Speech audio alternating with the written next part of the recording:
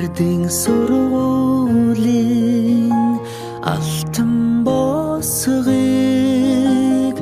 алхаж орсон анхны өдрөөс арвин эрдэнэ шимийг хүртсэн 10 жилиг ардан орхлон арвин эрдэнэ шимийг хүртсэн ачт багш наран санаж явна.